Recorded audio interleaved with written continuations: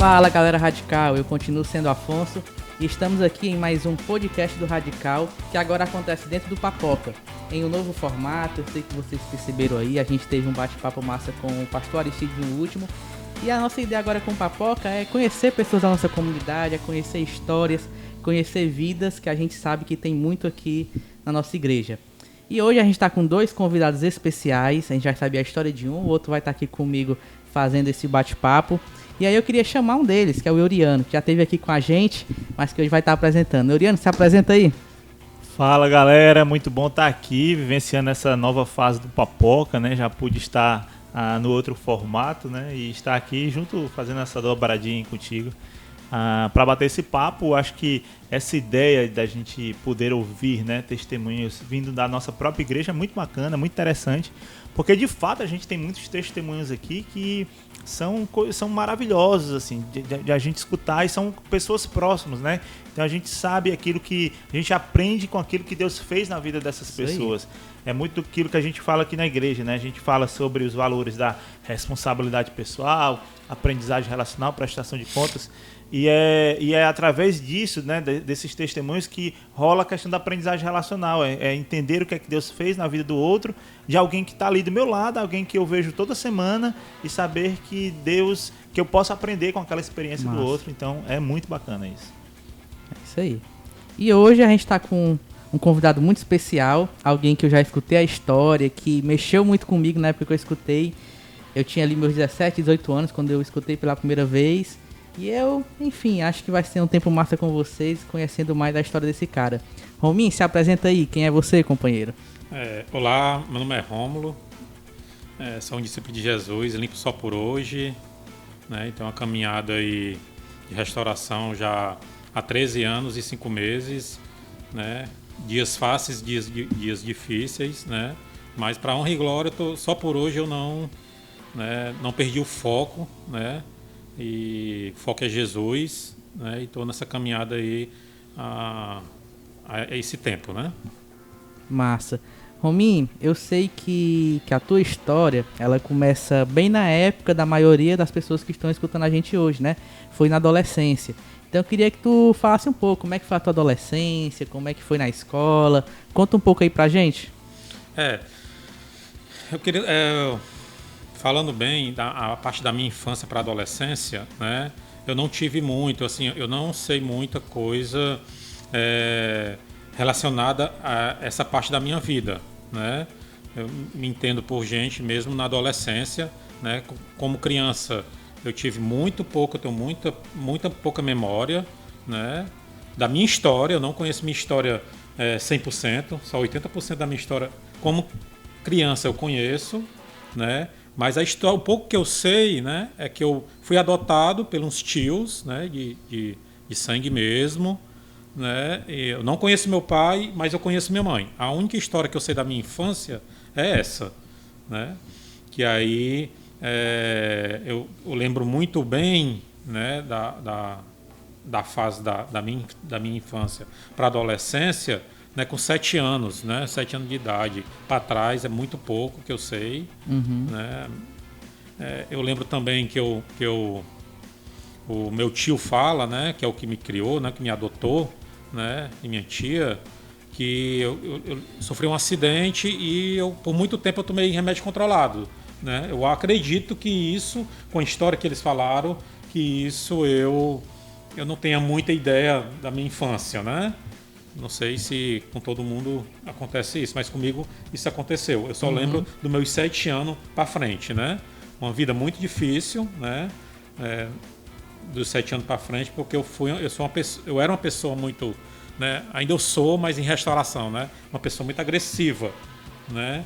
E e adotado, né? E de uma certa forma, em algumas famílias tem um pouco de preconceito. Na minha casa existia, né? E daí, por ser muito agressivo, né? Brigava muito com meus irmãos, brigava com meu próprio pai, com minha própria mãe, né? Que me adotaram, né? E isso fez com que eu criasse um sentimento de rejeição, né? E hoje, até hoje, eu luto com isso, né? É minha maior dificuldade. Isso é um start para as outras compulsões que eu tenho, né? E tenho tratado, né? Junto aos médicos, né? Eu tenho ido para esse lado porque é o que vem funcionando hoje. Rômulo, tu sempre soube que foi adotado ou teve uma idade certa na tua infância que você descobriu da adoção? Eu vim entender mesmo essa parte da adoção mais ou menos com 9, 10 anos, né? Que eu fui ter noção de vida mesmo, eu sou vamos dizer, né? Eu sou uma pessoa, né? Porque começou a aparecer os traços da rejeição, ela começou a ser muito aflorada dentro da minha residência, dentro da minha casa, né? Eu fui criado pelos meus tios, né? Adotivos, uma classe média, né?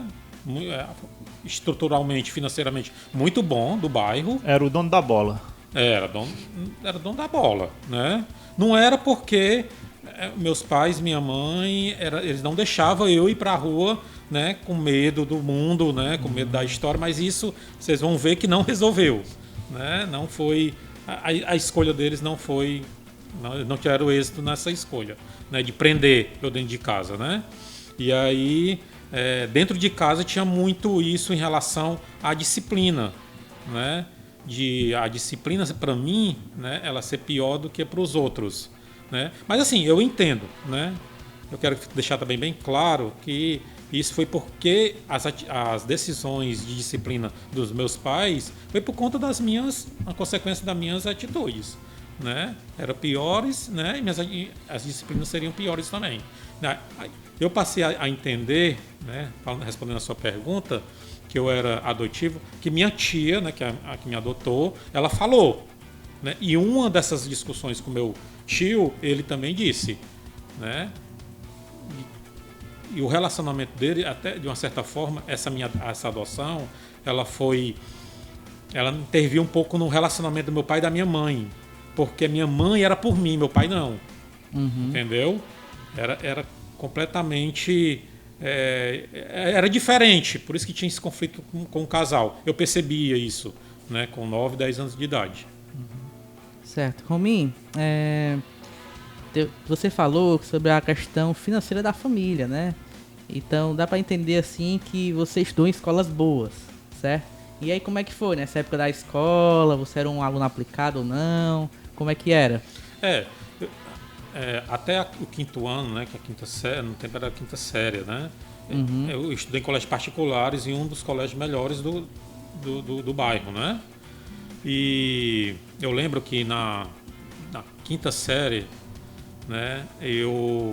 Como as minhas dificuldades, né? A questão da ansiedade, da rebeldia, ela foi ficando cada vez mais aflorada, né? Isso começou a aparecer na escola, né? De agredir os alunos, né? O próprio diretor, entendeu? Que uma vez, isso eu lembro, né? Uma vez o diretor entrou na sala para dar algum recado. Quando ele saiu, eu apelidei ele. E é um apelido que ele não gostava. E quando ele olhou para trás, ele viu que foi eu, né? Eu acho que eu não tinha nem medo das coisas, que eu não me escondi quando eu falei, né? Que foi a partir daí que que a escola particular, né, que uma se comunicou com a outra, não deixou eu estudar. Foi que nem aquele no episódio do Chaves, né? Tá todo mundo falando do professor Girafales, aí todo mundo se cala, aí fica só o Chaves sozinho falando, era o Romulo sozinho, o Rominho falando, aí foi culpado. Aí, desde esse dia, né, não foi mais aceito. Quando eu cheguei em casa, a disciplina, vamos procurar um colégio público, né? Porque mais nenhum aqui aceita, porque tinha na escola, no bairro só tinha duas públicas, duas particulares, né? E uma era pertinho da outra. Então, né, eles se comunicavam muito entre eles, né, e não foi aceito, né? Isso aí foi um dos, eu posso dizer que foi um dos, o buraco foi se aprofundando mais ainda, né, em relação à minha vida mesmo, né? Foi um pulo muito baixo, né, de um pulo muito baixo de uma escola particular para uma escola pública, né? Foi isso. O Rominho era o terror das escolas, viu? Eu acho que quando chegava lá na portaria já tinha um cartaz com o nome dele, procurado, não pode entrar aqui. Mas aí, Rominho, você falou sobre a questão de... Foi aí que começou o buraco, né?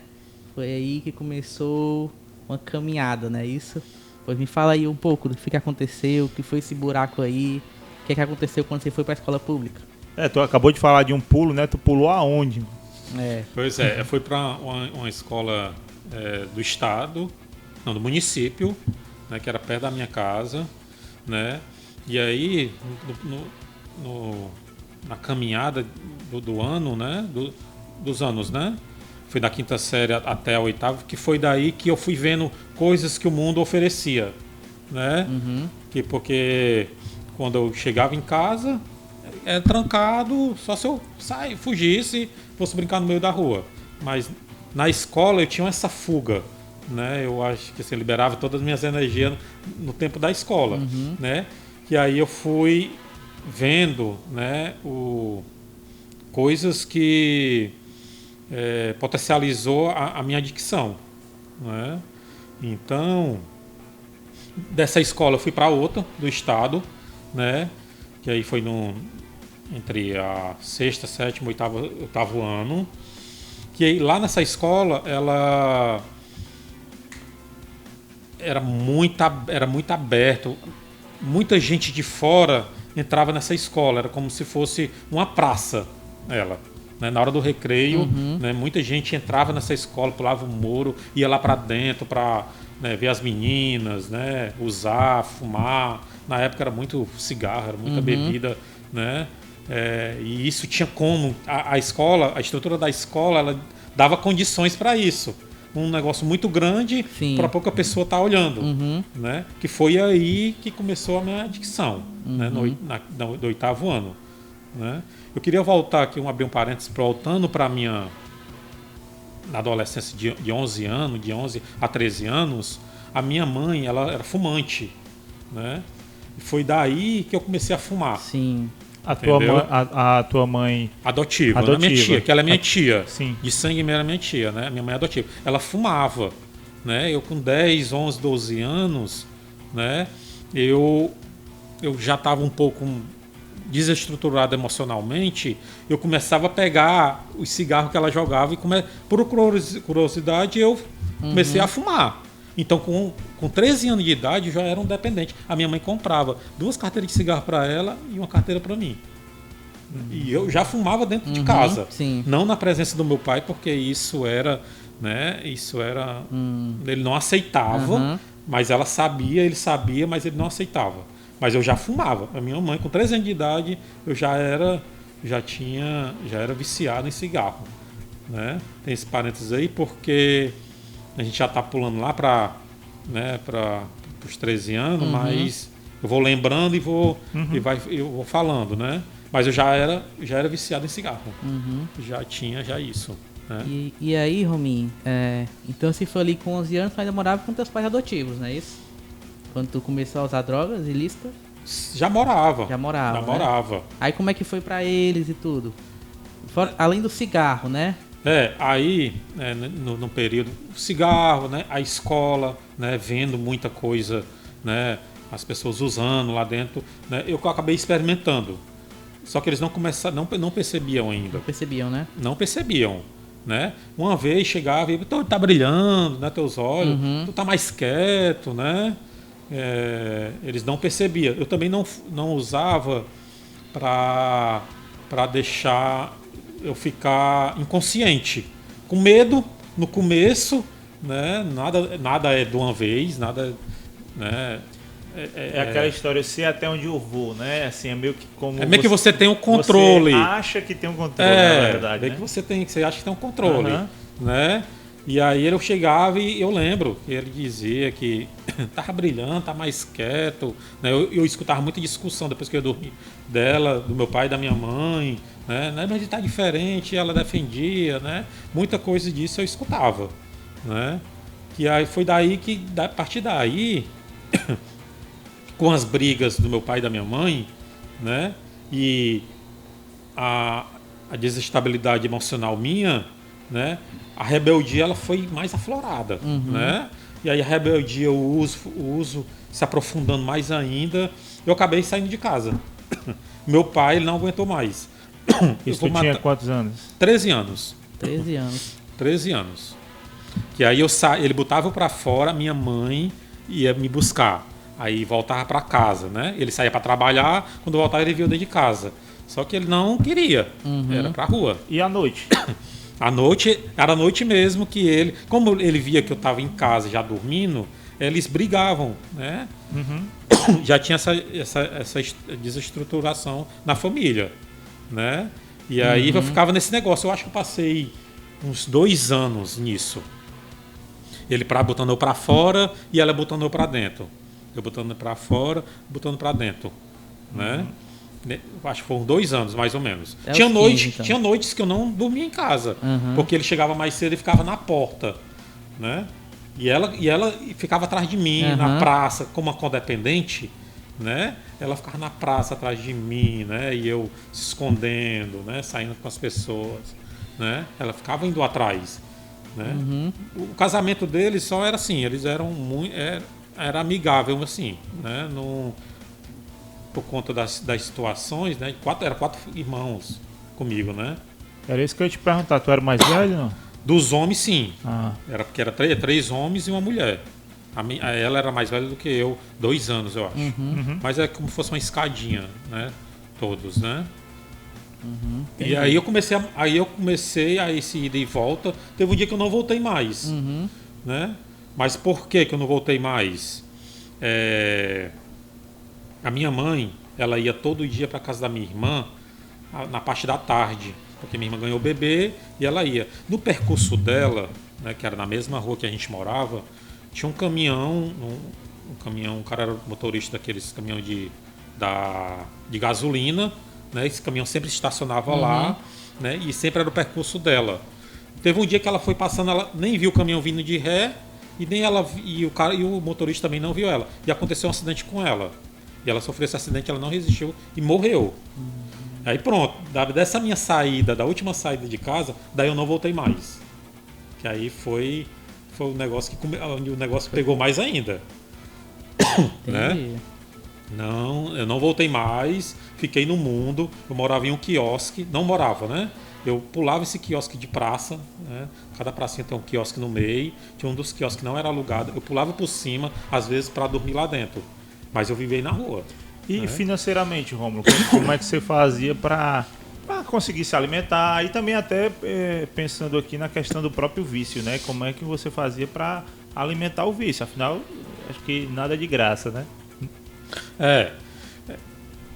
Eu tinha isso no mundo é meio que uma vantagem a pessoa estar na rua, né?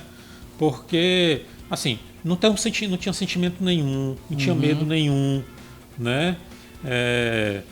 E oferece muita coisa no começo, né? No começo aparece os traficantes se oferecendo, né? Porque você está na rua, né? Você está exposto a todo mundo lhe ver e comprar com você, né?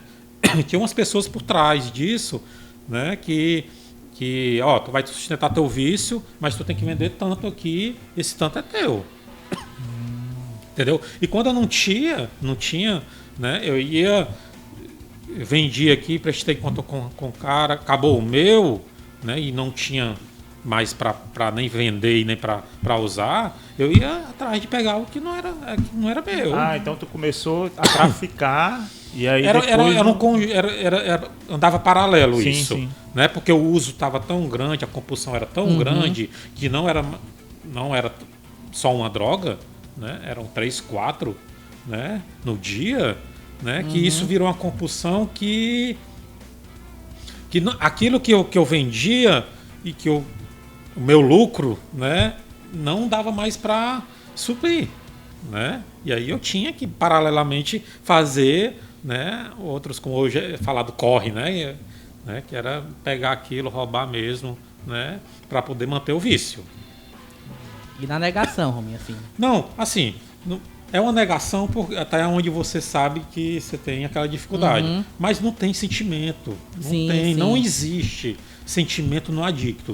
Por que é que você vê o adicto no meio da rua? Por que é que você vê o adicto matando, roubando? Porque ele não tem um sentimento pós-conversão. Né? Porque você vai ter, depois que você se converte, que aí você volta em si, porque você está no uso, você não tem medo, né? Você enfrenta. Você perde a sua identidade, né? Não Na verdade, tem. Como você não tem a sua própria identidade, meio que você não consegue mais se identificar nem com outro ser humano. Então, é como você viver... Falta empatia, falta tudo isso. Tudo. Né? Você vive num mundo, em um outro mundo. Para ser mais fácil de entender, você vive em outro mundo. Agora, é interessante isso, porque olhar essa visão, viu, Afonso? Porque o que ele está falando, ele enquanto adicto, enquanto usuário, ele não consegue se identificar com o outro, ele não consegue ter empatia nem sentimento com o outro. Mas isso é ele que não consegue por ele estar nesse buraco. E o que acontece também com quem não está, acaba tendo o mesmo sentimento. Sim. A pessoa não consegue se identificar com ele, não consegue ter simpatia, não consegue ter empatia para com ele e rejeita. Então esses ficam à margem da sociedade, sendo que seria o nosso papel, né, o papel de quem está fora disso, é olhar para dizer, ó, você perdeu a sua identidade, mas vem cá que deixa eu te conectar aqui de novo. Só que aí gera esse distanciamento, né, das pessoas. Fica duas coisas desconexas que não se unem, né? E só essa união a gente sabe, né? Só quem consegue dar essa união, né? Pois é. Porque tem... quando o negócio estava pesado mesmo, eu vivi muitos anos nisso, né? Tem momentos, né, que por eu passar a ser conhecido pelos usuários, pela própria comunidade, né?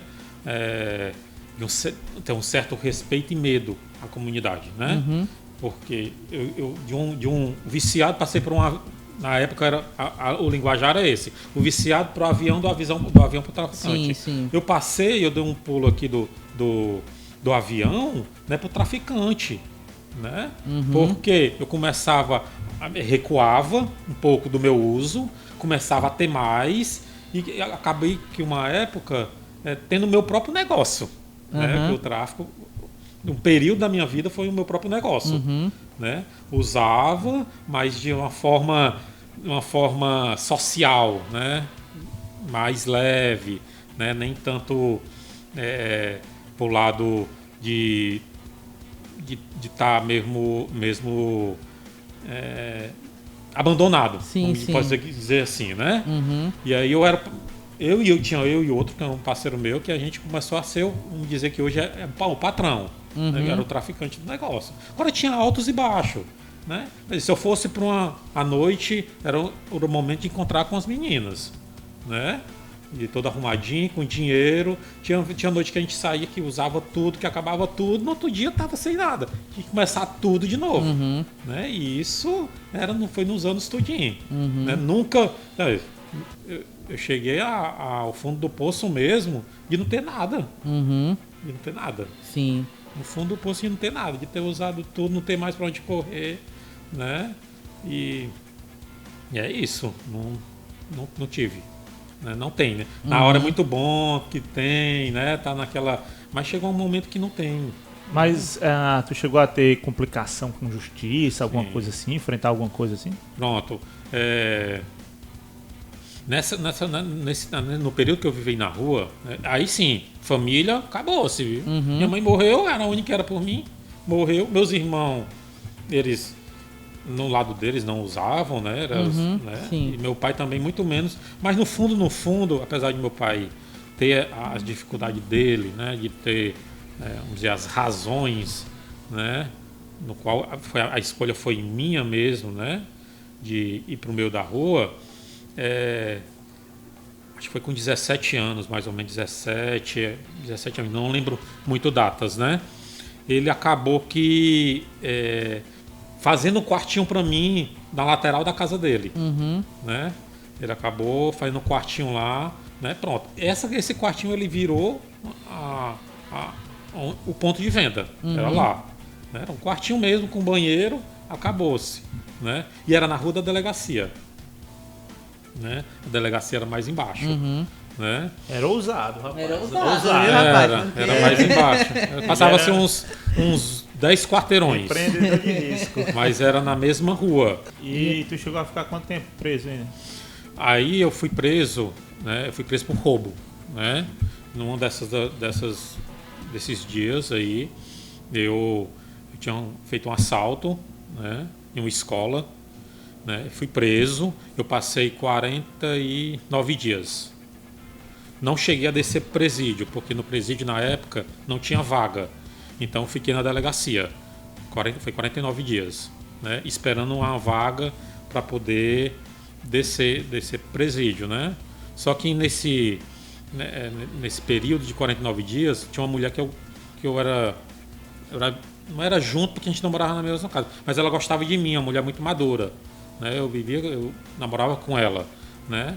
E ela já era uma pessoa com uma idade muito maior do que a minha, né? Ela conseguiu com os advogados poder me tirar antes de eu descer presídio, mas eu já estava com tudo encaminhado para descer. Aí, Rominho, aí beleza. Passou 49 dias preso, foi solto, e aí? Tu voltou pro bairro? Como é que foi? Como é que tu... Pronto, quando eu saí, né, eu saí direto da delegacia, voltei para esse quartinho. Certo. Né? Meu pai contou essa história. Ó, não dá certo para você morar aqui, No bairro. no bairro, por conta disso, disso e disso, e eu não tenho dinheiro e eu não vou dar, né? Ou é eu ou é você que ele vai matar.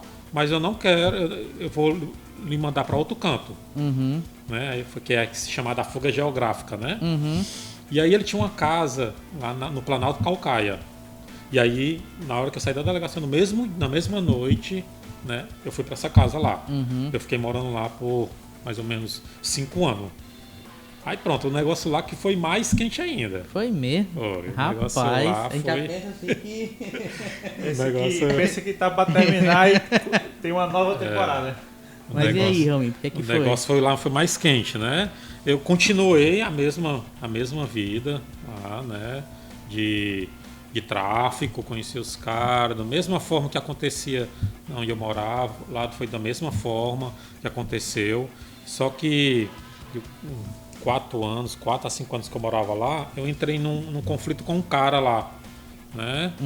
E a gente já tinha discutido conta de droga, a gente já tinha discutido, né? A gente tinha brigado e tudo. Só que a outra vez a gente discutiu de novo e eu fui para agredir ele, né? E meu pai disse que eu não tinha condições mais de ficar lá por conta de ameaças que ele estava recebendo, né? E que não daria.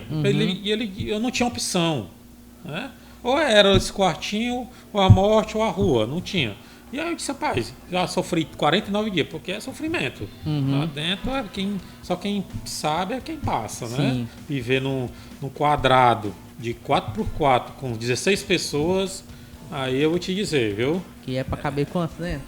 Rapaz, acho que cabe uns 8. Quando era o final de semana, que tinha festa, rapaz, tinha vez que tinha 22, 23 pessoas. Meu Deus.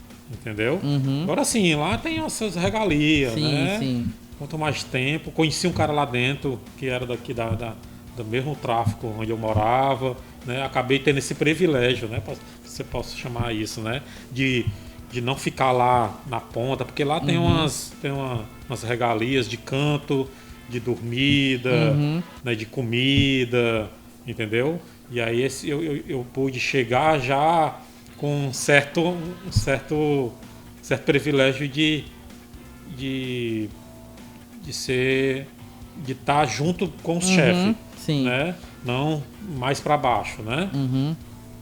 E por isso que ainda, né? Eu cheguei e fiquei sendo terceiro, né? Porque eles contam da grade para dentro, né? E aí foi menos ruim por conta disso. Mas chegou o tempo de ter 22 no final de semana. né? 22. E passar 49 dias num negócio desse... Rapaz... Mas enfim, né? E aí eu acabei indo para esse local, lá para o Planalto Caucaia, na Caucaia, né? Perto do presídio da Jurema, né? Responder o processo em liberdade. Né? Eu tinha que... O advogado pegou o endereço, né? Porque eu não podia estar desassistido da justiça, né? Que quando eu fui julgado, todo mês eu ia assinar, né? E eu acabei entrando em discussão com esse um dos caras lá, o usuário, né? Passou o tempo, a gente ficou amigo de novo, né? E aí acabou que eu, uma vez muito doido, o sentimento de vingança ele veio, né? E aí eu fui atrás atrás dele, né? A gente começou a brigar, né? Que foi no momento que eu puxei a faca e não consegui aplicar nele porque eu estava muito doido e ele estava bom. Que aí acabou sendo o contrário. Ele pegou eu deixei a faca cair, ele pegou a faca e atingiu em mim, né? E foi daí que ele me atingiu com 7 facadas. Né? E daí eu apaguei. Né? Que aí agora vem o lado bom da história, né? Que eu apaguei, não lembro de nada, eu só me lembro que eu caí no chão, né? Eu só me lembro da primeira e da segunda na barriga. Só me lembro disso, depois não me lembro mais de nada. Se passou... Eu fui para o hospital, né? Depois eu voltei lá, eu já restaurado, eu voltei lá, não só para ver o pessoal mesmo. Um dos caras que era meu amigo lá, ele comentou comigo, ele falou como foi. Que ele que me socorreu. Ele me falou que eu te liguei pro JF, chegou lá, né? Tu entrou e eu não tive como entrar e tu ficou lá. Mas tu não estava acordado não. Lá no JF, quando meus pais souberam que eu estava no JF, né? Eu tinha um tio que trabalhava lá, ele era cirurgião, muito conhecido. Né? Isso é a história, eu tô falando porque me falaram depois, né? Mas eu não sabia de nada. Tinha um tio que ele ficava me assistindo, né? E quando eu retornei, né? Eu perguntei a ele como é que tinha sido. Rapaz, ele disse, rapaz, você estava apagado, já estava com 7 dias que você estava na sala de ressuscitação. Né? Foi isso. Eu disse, foi mesmo? Foi. Você estava com 7 dias, depois você acordou. E realmente eu lembro, não lembro dos dias, né? Eu lembro quando eu acordei, eu olhava, eu estava numa sala muito fria, né? Em cima de uma... Não sei se era uma cama, não lembro. Mas era muito frio, né? Eu acordei com muita sede. Eu olhava para um lado e tinha uma pessoa deitada também, da mesma... Não sei qual era a situação, mas... Tinha uma pessoa deitada de um lado e uma pessoa deitada do outro, né? Mas eu não conseguia olhar para o outro lado, só conseguia olhar para o meu lado direito. E eu olhava para essa pessoa, toda vida que eu olhava, ela estava na mesma posição. Sim. Eu disse, meu Deus do céu. Descobriu onde é que tu tava, né? Eu não dava para saber. Era uma sala muito fria, muito iluminada, mas muito fria.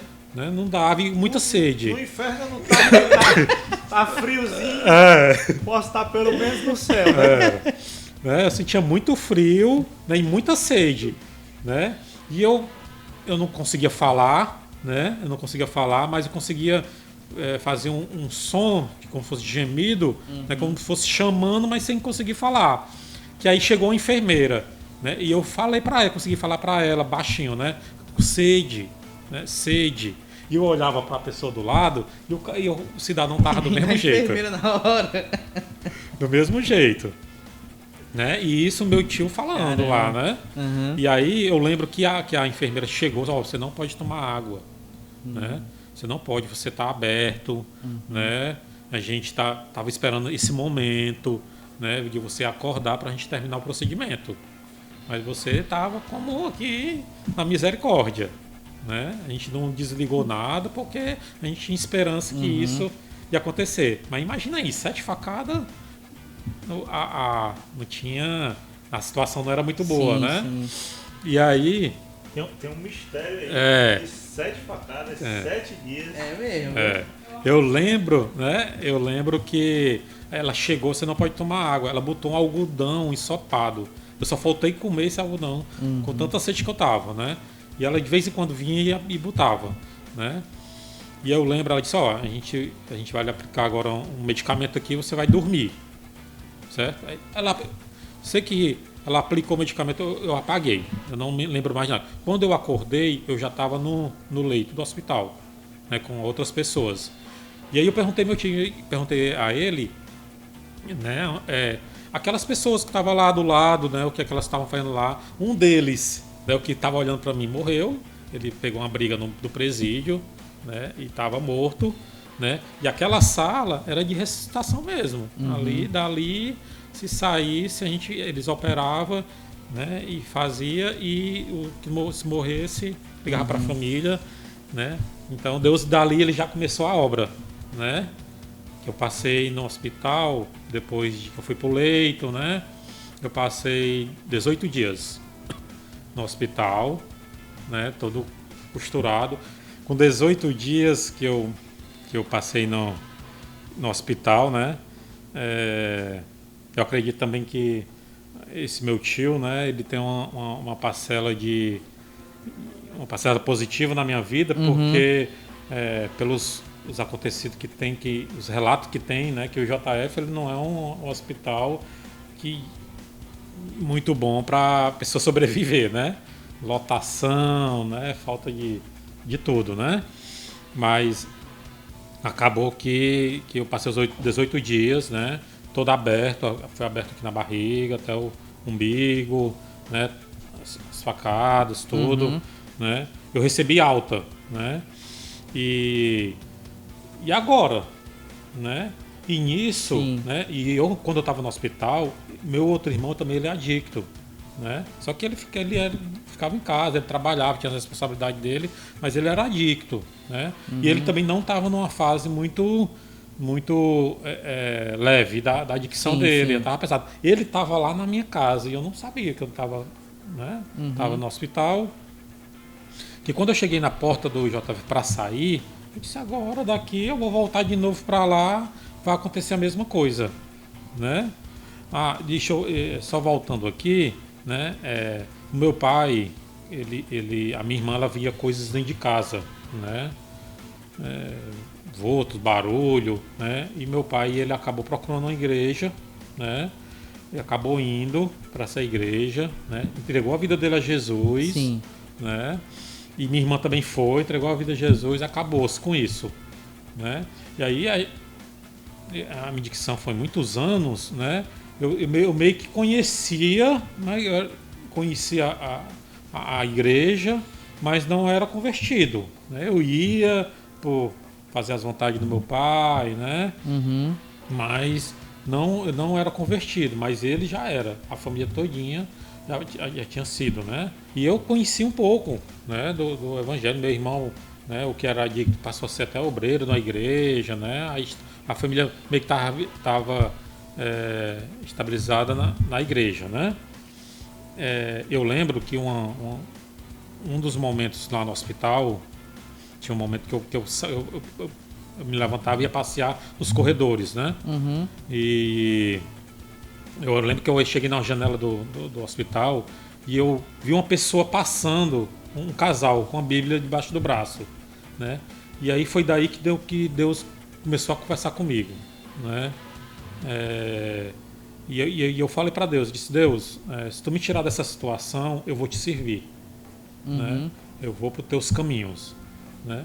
Só que do outro lado, né, eu disse, mas como é que eu vou para Jesus se eu moro na rua, né? Se eu, né, tenho um quartinho lá na Calcaia, se eu for para lá os caras vão me pegar de novo, como é que vai ser isso, né? E quando eu cheguei lá fora, meu pai não estava, quem estava era assim, meu pai, ele nesse período da minha dicção, ele arranjou uma outra mulher, né, casou, né, lá de perto lá de casa, ele casou e se juntou com ela, né? A mulher é uma pessoa muito boa, né? Até hoje eles estão casados, né? E ela que estava lá, né? Ela virou meio que codependente, né? E ela discutiu com ele, porque ela disse que rapaz, eu não vou deixar o seu filho todo aberto, todo costurado e voltar lá para Calcaia com o irmão dele, não. Né? Ele vai ficar uns dias aqui em casa, né? Que foi daí que Deus começou a usar pessoas para poder cuidar mesmo realmente da minha vida, porque eu acredito que naquele momento que eu disse que eu ia aceitar, eu ia servir a ele, né? Ali foi já foi né? A minha transformação começou a partir dali, né? A minha conversão começou a partir daquele momento, Sim. né? Que aí ela já estava lá fora e ela me levou mesmo para casa dela, né? Que eu voltei lá para o bairro, né? Que era o José Walter. E quando eu voltei lá para o bairro, os traficantes que eu na época que traficava comigo, os usuários, a maioria deles já tinham se convertido, né? Como eu não estava mais no bairro, estava em outro, eu não sabia de nada, né? E eles ficaram sabendo, né? Que quase que eu morria, né? Que eu ia para voltar para lá, porque essa minha madrasta ela deu igreja também. E a maioria desses traficantes, dos usuários, eles fazem parte da igreja dela e ela contou para eles, né? E aí aí eu fui para lá, né? E todo dia eu escutava meu pai cochichando com minha madrasta, né? Dizendo, rapaz, tá bom de ele ir embora, tá bom de ele... Né? Ele mesmo convertido, muitos anos, né? Mas ainda assim não aceitando, né? Não, isso aí ele vai só se ajeitar aqui e vai voltar pro mesmo canto, né? Todo dia eu escutava isso, né? Mas eu acreditava no que eu tinha falado lá no Hospital para Deus, né? Que teve uma noite, aí sim, fui fazer fisioterapia, minha madrasta bancando tudo, né? Eu morando na casa dela, né? Eu ficava morando no andar de cima, não descia, né? Que teve uma noite que tinha umas pessoas, um pessoal batendo palma lá embaixo, né? Quando eu fui olhar, e tocou a campainha, quando eu fui olhar, eram todos os traficantes e os viciados na qual eu fazia parte, tudo com o brilho na mão, foram me visitar, né? E aí um deles disse... Romo, a gente tem um local, né, uma casa de recuperação, né, se você quiser ir, a gente consegue uma vaga para você, né, e você topa continuar essa caminhada, aí você passa esse tempo lá, deixa Deus trabalhar na sua vida, né? Na mesma hora eu topei, por quê? Veio o sentimento, daqui uns dias eu não estou mais aqui, né, eu vou voltar para o mesmo canto de novo, vai acontecer pior e eu não quero mais isso, né? Eu acho que já foi o suficiente. O que aconteceu do start de Deus de dizer, cara, não é mesmo, você tem que, vai por aqui, né? Que aí ele fez esse convite e eu perguntei, eu disse que eu aceitava, né? E eu aceitei e passou uma semana mais ou menos, né? Porque tinha todo um processo para poder entrar, né? Passou 5 dias, uma semana mais ou menos, eu fui para essa casa de recuperação, no qual onde a Igreja Batista ela apoiava, né, que é o Lar da Paz, né?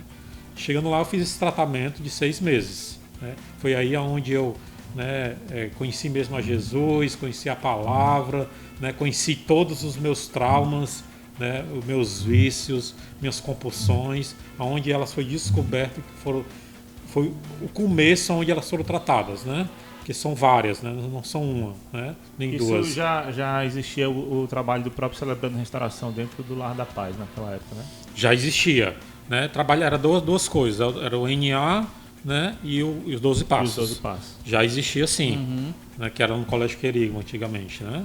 Já existia lá, e lá as reuniões eram fundamentadas nos 12 Passos, NA e Bíblia, né? E a pastilha, né? No qual hoje é o que funciona o CR aqui na nossa igreja, né? E eu passei 6 meses lá, né? Não foram fácil, né? Foram momentos de altos e baixos, de me aceitar, minha história, né? Eu dou glória a Deus pela vida do Tito, né? É o diretor lá da casa, né? Vários momentos eu quis ir embora, né? E ele segurou, né? Chegou até trancar no quarto lá e conversar comigo para mim não ir, né? Teve umas 2 vezes que eu quis ir embora, né? E ele foi usado novamente, né? Por Deus para poder que eu ficasse lá, mas não foi fácil, né? Foi 6 meses que eu precisava, né? Deus colocou, né? E glória a Deus, aí já faz 13 anos, né? 13 anos, 5 meses, né? Que eu tenho lutado com essa adicção, né? Nossa. E a igreja, como ela apoiava essa casa, né? Tem um momento lá na casa de recuperação que se chama laboterapia. E a igreja, ela vinha para a casa de recuperação, vinha servir, fazia essa parte do tratamento aqui na igreja, né? E eu me identifiquei, né? E eu acabava que vindo todo domingo. Essa parte aí eu lembro. Isso tem uns 13 anos, né? Mais ou menos aí. 12 anos. Nessa época eu atuava aí na equipe de vídeo, então era uma época que dia de domingo aqui era cheio, assim, né? Porque a gente tirava tudo era guardado lá no Querigma, então a gente vinha pra cá de manhã, trazia todo equipamento de som, equipamento de vídeo, passava o dia aqui montando. Hoje é bom demais, né, Uri? Hoje tá muito fácil. Naquela época ali, né? Aquela época ali era... Hoje tá tudo no canto, mas não, ali tinha que puxar fio, tinha que fazer tudo pra acontecer. E eu lembro que quando o Romulo chegou pra servir, teve umas conversas, sabe? Rapaz, tá vendo aquele cara ali? 7 facadas. Esse cara era pra estar morto. Rolava mesmo essa conversa assim no meio do povo, porque, tipo, era um milagre o Romulo tá aí, né? Então, quando eu olhava ali pra cara dele, eu lembro que eu olhava assim, rapaz, esse cara tem cara de ruim, viu, mano? Acaba aí, né?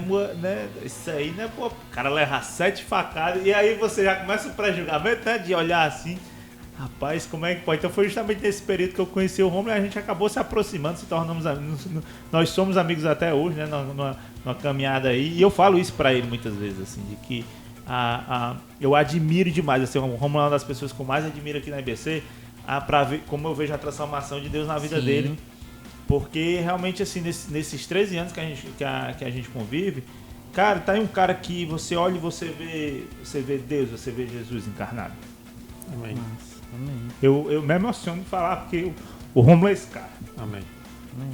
E de fato você não imagina, Rominho, como Deus fez essa costura na tua história, sabe? Eu lembro, cara, eu escutei em 2013 na série que teve do CR aqui. E aí a cada domingo tinha um testemunho, eu escutei o teu. E, cara, eu já te conhecia de vista, já conhecia a sua família linda e tudo, mas a gente não imagina que esse cara que tava lá no púlpito passou por tudo isso, né, bicho? É muita coisa. A história, ela tá um pouco resumida, porque eu não lembro de muita coisa. Né? Mas não foi só as facadas, né? Não foi só o tráfico, né? Muita coisa, era na rua que eu tava, né? Eu me meti com gangues, né? Do bairro, né? Tinha gangues, né? E uma gangue com a outra, era bala, era pedra, né? Lá no bairro tinha, era a primeira, segunda etapa, terceira e quarta era contra. Né? Não podiam passar pelo outro, tinha esse negócio de gangue também, né? E fui as inúmeras vezes que eu por agredir os outros, né? Por roubar coisas dos outros, eu fui preso, né? De passar final de semana na delegacia, né? Na rua de casa, mas estava na delegacia, né? Tem tanta coisa que, né? Se for colocar mesmo no papel, né? E Deus, né, dá luz, né? É muita coisa, né? Dá um livro aí, né? É muita coisa para se contar, entendeu? Se for uma série, eu acho que a gente já tá na 4ª temporada aí da história aí, né? Teve a infância, teve os problemas aí de adolescente, aí teve a parte da juventude, foi preso e tudo, e aí agora foi o momento que aceitou Jesus, que encontrou Jesus. Quando eu parti, né? Porque eu me converti mesmo, né? Foi no Lar da Paz, foi na casa de recuperação, né? Eu tive umas 3 convenções, né? Foi no dia do hospital, que eu considero uma. Literalmente, né? Nasceu de novo? Nasci de novo. A outra foi no dia que os traficantes foram lá em casa, eles todos convertidos. Eles perguntaram se eu aceitava Jesus. Eu aceitei também nesse dia, que foi do dia do convite. E um dia num culto lá no Lar da Paz também, né? Foi um outro momento também, né? Que eu fiz essa conversão, né? E o interessante é que no último dia, né? No último dia de eu sair e ir embora, e aí agora? Para onde é que eu? Não tinha. Né? Para onde? Sabe quantas visitas, né? Eu tive durante 6 meses uma visita, né? E nem por isso, né? Deus ainda, né? Rapaz, o meu negócio é Jesus, né? Ele que vai transformar. Ele que está transformando, né? Eu entendi mesmo a mensagem, né? A última chance, né? Eu entendi isso como uma última chance, né? Mas lá na casa de recuperação, os princípios bíblicos, graças a Deus colocou lá, né? Onde essa igreja que apoiava, Sim. né? E tem me ajudado, né? E me ajudou e continua até hoje, né? Eu faço parte do ministério aqui, né? Eu vinha para cá, né? Voltando um pouco aqui, tinha uma parte lá do tratamento que é a laboterapia. A gente vinha para cá para servir, montar essas cadeiras, né? Como o Euriano falou, a gente ia pro Querigma na sexta, carregava o caminhão, vinha para cá, descarregava com cadeira, mesa, vídeo, tudo para fazer isso acontecer. E ainda vinha no domingo, né? Fazer a limpeza das cadeiras, fazer tudo. E isso foi Deus foi me dando o dom, né? De eu solteiro, né? No dom de servir mesmo, né? Eu não via isso como um trabalho, né? Mexia com muita coisa, né? Com profissão, né? Mexia com parte de jardinagem, de pintura, mas eu não praticava isso, né? Sim, sim. Comecei a praticar aqui, né? Onde o pastor Aristides hoje, né? Ele me perguntou se eu queria trabalhar aqui com ele, né? Me remunerando. E aí até hoje, há mais de 12 anos que eu estou aqui nessa caminhada, né? Eu achei interessante essa questão quando ele falou da conversão, se converteu 3 vezes, né? Mas é porque é entendendo a graça de Deus, né? Porque na verdade não é a gente que aceita Jesus, né? Jesus que já nos aceitou desde quando a gente estava, desde quando o Rominho estava no ventre da mãe dele, que Jesus já tinha olhado para ele e disse assim: esse aqui vai ser, ele vai passar por um monte de coisa, mas vai passar isso tudo para a honra e glória do meu nome e vai servir de testemunho, né? Mas o processo de conversão da gente, cara, eu diria que a gente se converte todo dia, porque a questão mesmo, a gente tá aqui colado com Jesus, a gente começa a sair, aí faz a conversão, volta para os pés da cruz. Sim. Aí a gente começa a sair, faz a conversão de novo, volta para os pés da cruz, né? Então esse é um processo que a gente vai fazer contínuo, assim, né? Mas pela nossa parte, pela parte de Jesus não. A dele já foi desde quando estava no ventre, né? É isso aí. E aí, Rominho, a gente caminhando aqui pro final, tem uma coisa que eu acho lindo, cara, e isso, assim, desde que eu cheguei na IBC, né? Que é esse trabalho social de atuar em cantos e, de fato, assim, proclamar o nome de Jesus de forma íntegra, que o CR faz muito bem, né? Vê aí, o testemunho do Rominho, ele também não é único, né? A gente tem vários ex-adictos aqui que, poxa, tem testemunho bacana que hoje servem na nossa comunidade, tem uma história linda. E aí, Rominho, o que eu queria te perguntar, porque eu sei que o CR é muito forte pra ti, é o que o CR representa na tua vida. Sabe? Isso já vem desde 2008, a partir do momento que eu entrei na casa de recuperação, porque lá é o CR, né, o dia, todos os dias, né?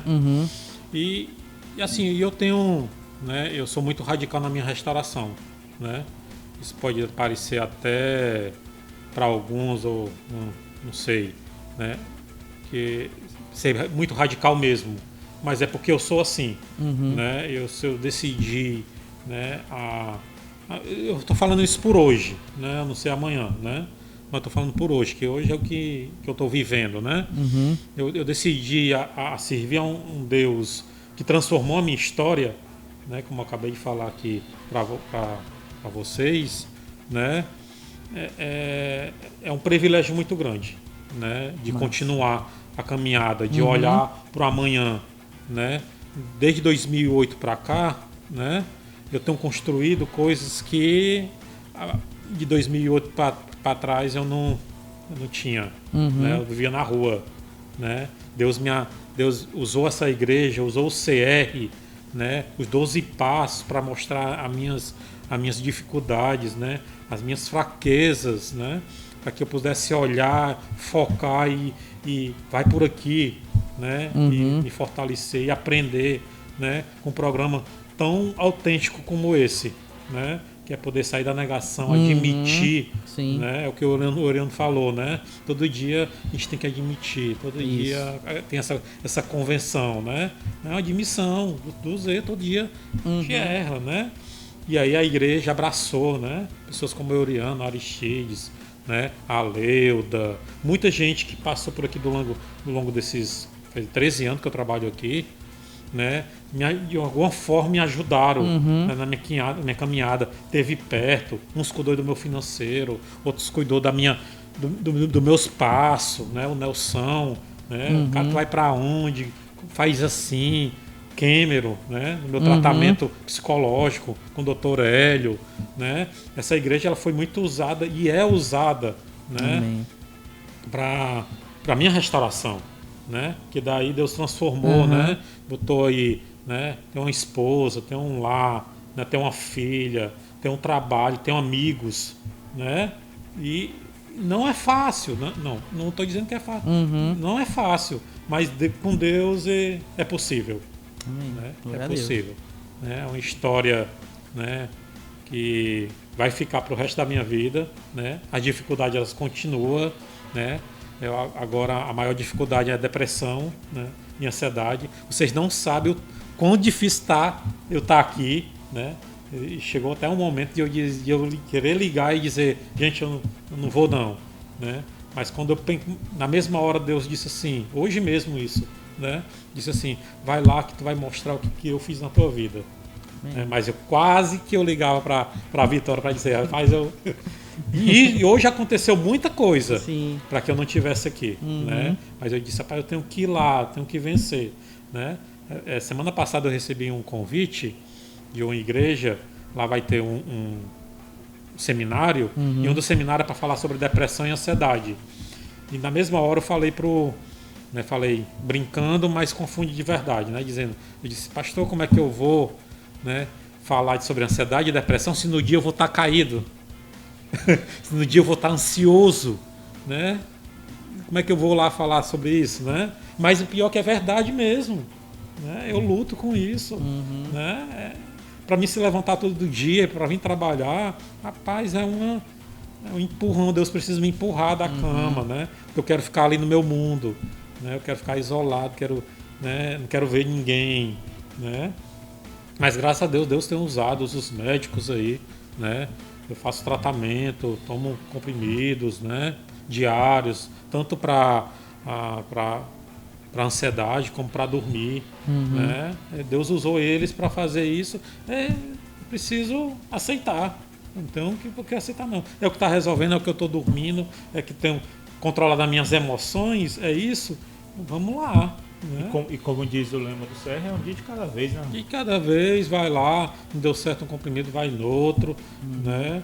Mas de fato a droga, ela trouxe muitas consequências emocionais e mentais, né? De tantas noites acordadas, por muitos anos, né? Que é como o Dr. Hélio falou, né? A sua mente, o seu organismo se acostumou com aquilo, né? De trocar a noite pelo dia. Então você vai ter que para sempre tomar esse remedinho aí. Para sempre. Ainda bem que Deus usou os médicos para fazer isso. Mas você vai ter que tomar. Né? E com isso é que eu durmo. Né? É com isso que emocionalmente eu estou aqui para poder falar da minha história. Né? Tomar conta da propriedade aqui. Né? Com várias pessoas aí que têm a mesma dificuldade. Mas eu ser luz. Né? E mostrar que Deus, que é possível com Jesus. Glória a Deus.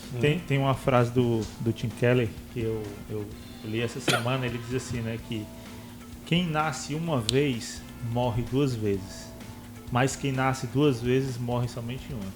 E aí quando a gente vê a história do Rômulo, né, ele teve a beira da morte, né? Então ele nasceu uma vez, estava à beira de morrer duas vezes, né? Espiritualmente e fisicamente. Aí Deus resgata o cara. E aí ele nasce pela segunda vez e vai morrer só uma. Só no dia que esse corpo não valer mais, mas o espiritual aí vai estar vivo aí na eternidade com Cristo. Eternidade, com Cristo. É isso aí. Rapaz, que podcast, viu?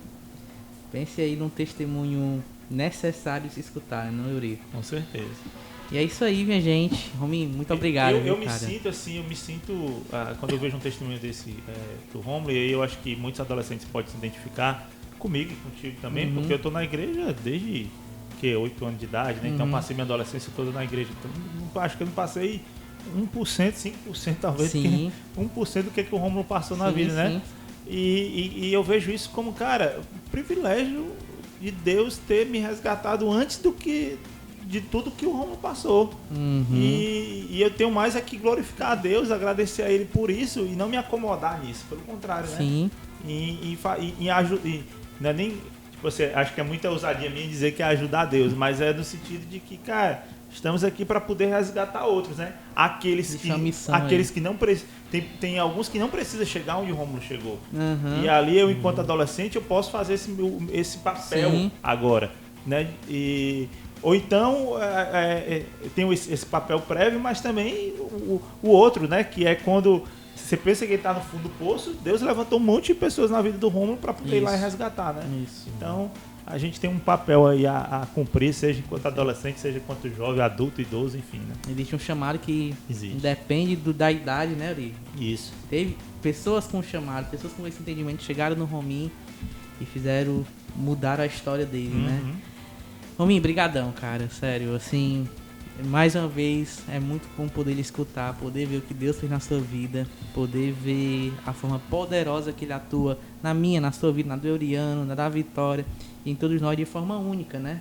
Cada um de nós com caminhada, com uma história diferente, mas sabendo que Deus está atuando e que Ele continua atuando e que Ele vai continuar atuando, né? E que a gente com esse entendimento sabe que precisamos agir, precisamos cumprir a missão dele, né? É isso aí, minha gente. Esse é mais um podcast do Radical, é mais um Papoca.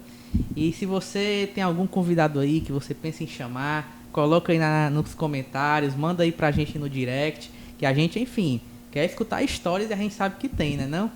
Pois, Euri, brigadão, Rominho, brigadão. Vitória, tu consegue diminuir o zoom aí só pra gente dar um tchau coletivo aqui?